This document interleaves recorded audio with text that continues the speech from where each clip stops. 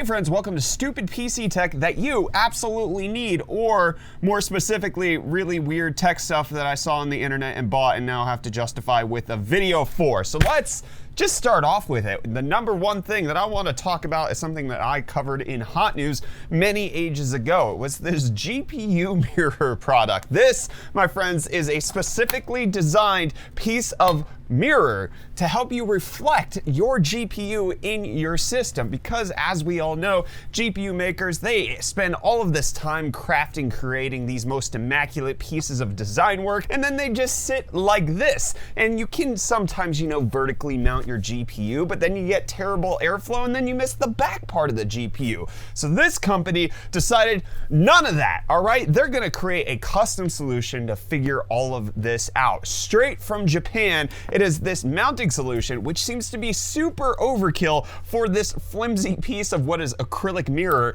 but it actually has a magnet which you can kind of mount anywhere, and you're meant to slide it under the GPU and then put the mirror on top of that, so that no matter what your viewing angle is of your graphics card, you're still getting to see the most beautiful fans you've seen in your life. This will work for really any GPU and is probably better suited for the ones where the manufacturer spent a little bit of time designing the fan side of the GPU, despite the fact that you're never going to see it. Now, the pricing on this is a little absurd. Keep in mind that you have to order this directly from Japan, but you can pick it up for the low price of $65. With shipping, I paid closer to $80 for this product, but it does work. I mean, honestly, you could just basically get any piece of acrylic mirror and slot it in, but this stand is way more impressive than I thought it was going to. It can kind of hold any angle, and it's kind of crafted to make sure that this stays in there. Is it worth this amount of money? No, but do you want to show off your GPU in the best way you possibly can? Absolutely. So I highly recommend this product and wish I didn't spend my $80 on it, but it's a super good mirror. Like, I'm reflecting myself right now. You can see yourself in there. You can see my camera. And it's about the length of a GPU, so it makes sense. I'm going to give this product a 3 out of 5. They put a lot of effort into the stand. The pricing honestly makes it so that it's not really worth it, but at the same time, the concept was so brilliant that I was like, I have to buy it regardless. Now, product number 2 is something that would actually defeat the point of product number 1, and that is this GPU Radiator kit from Johnsbo. And actually, Johnsbo is not the only maker of them. You can get several different versions like this one from Asia Horse for $26, or this Anades one for $50. But I picked up this Johnsbo one because it was the only one in stock at the time that I was purchasing it. And the essential idea behind this is that you slot this in just under your GPU, and it provides a support bracket for your GPU while also providing airflow instead of just blocking the airflow while being a support bracket. And honestly, it doesn't look too bad for being a GPU support bracket. And in fact, if you go with something like the Asia Horse one, you can get RGB added into this. But with this Johnsbo one, it's simply just a white LED. It's a fairly simple concept. You plug the RGB header into your motherboard, you plug the SATA power into your SATA connector, and then bam, this is now a fan that slots in under the GPU. But the question is, does it actually work? Because if you're slotting this in as a fan, hopefully it would provide more airflow, and maybe it would on a GPU that had like a garbage cooler, but this is an ASRock 6900 XT OC formula. This is one of the top of the line GPUs you can get.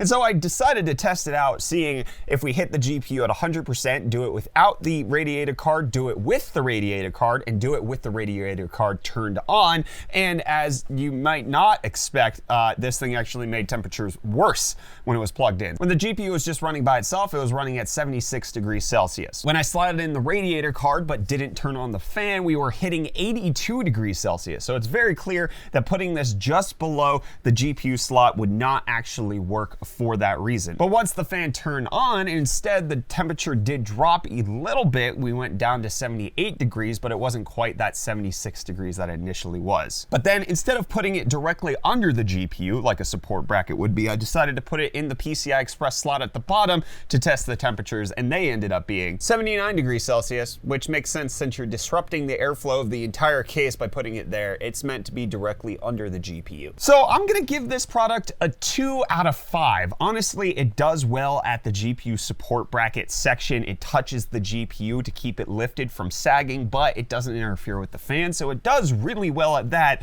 But as far as actual cooling performance, it was really mediocre. You probably would just be better off getting an actual GPU support bracket that just runs the length of the GPU instead of going under it completely. Now, product number 3 is something that I've showcased from time to time, but I honestly think this is one of the most ridiculous purchases that I've made, so I want to bring it back up, and that is this V-Color M.2 RGB add-in card. I've featured this in several videos, but essentially you plug this into an M.2 slot and then it adds non-controllable, slowly breathing RGB LEDs to whatever situation you have. You want to put it on your PS5, you can do that. You want to put it on this motherboard, you can absolutely do that. Can you control the color? No. Is it bright? No, it only shines through barely with this V, and it has to bounce off the motherboard in order to be able to do that. They in fact don't make this anymore, which makes me really sad because this was $7 of brilliance. For what it is, I would give it a 3 out of 5. The RGB works. I would like something controllable. I understand why it's not, and it was only $7. It's not like I broke the bank to pick one of these up. However, if you're in the market for trying to figure out what you can do with your M.2 slots, I have a few other options you can maybe consider. There are RGB add-ons that you could potentially put onto your SSD to cool them. There's plenty of manufacturers of that to just spice up the internals of your PC, but then there are also little fans and heat sinks that you can get. Normally people are used to seeing these with heatsink designs, but then there's companies like Ineo who are giving you like small little mini heatsink fans or even taller tower ones in case you need to cool down that beast. But my personal favorite of the bunch is this OBOB AIO cooler SSD cooling fan OLED screen heatsink for hard drive M.2 heatsink computer cooler NVMe heatsink. All right, for roughly $14 plus a 10% coupon off of that, so roughly $13, you could get a temperature gauge on your SSD, which I think is truly amazing. I think that's probably one of the best, coolest M.2 accessories that you could get. Product number 3 is actually something that I bought for another reason and then discovered that it actually has pretty cool technology on it.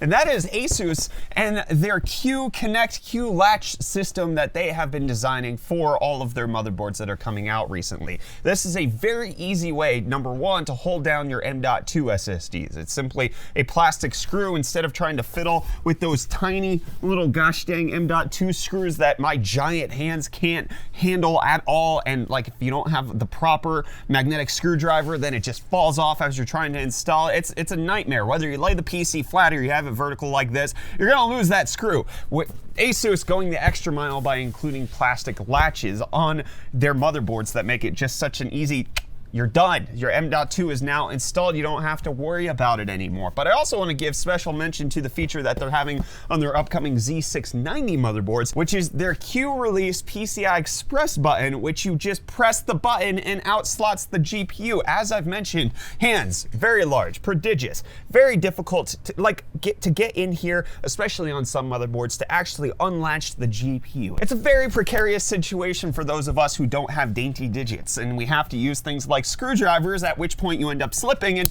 just punching the motherboard in the face, and that's not a good situation to be in. Thankfully, I've never bricked a GPU, but now if I just stick with Asus, I won't even have to worry about it because it's a button. It's a good button, and Asus is innovating in the motherboard design, and I absolutely am all for it. So I would give the Q-Latch system a 4 out of 5. Simple, elegant, a little finicky. It's not as hard as using an M.2 screw, but it's still kind of a tiny situation that makes it difficult to handle. The Q slot PCI Express release, I'm gonna give that a 5 out of 5. But now it's time to talk about my favorite product in the bunch. This right here is something that I am tremendously excited about, and I have no practical use case for it because I will not be custom liquid cooling anything. But it is this Barrow CPU block that has an LCD screen baked in. Now, normally what we're seeing manufacturers come out with is stuff like this. This is Corsair's new H150i Elite LCD, where you can use their software to drag and drop a GIF or a loopable video that has to be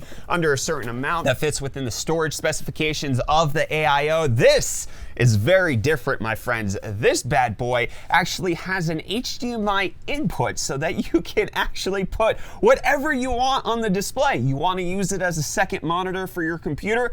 Go ahead, knock yourself out. You want to loop a Rickroll? You can absolutely do that. You want to play video games on your CPU cooler? 100% you can get that done on this Barrow CPU cooler. It's a 2.9-inch display that's on here that actually has an astounding resolution. So it's a square, it's a 1:1 aspect ratio, but it comes in at 1440 by 1440. That is a crazy resolution that actually earns the name of Retina display. Everything is pixel sharp on here. It's very easy to discern text, and even if you're trying to play games, very easy to figure out what's going on. This is not a low resolution screen that's included on here. The mounting mechanism of the screen is a little weird. It slightly moves around when you just kind of rub it. It's not a touch screen. You're not supposed to be able to touch it. And definitely don't be going and rubbing your screens, my friends, but you can do it on this one. And honestly, the price isn't awful. If you want to pick it up on Newegg right now, it's about $156 for the AMD version, and it's the same exact price in case you want to get the Intel version. They do have both in case you want to integrate this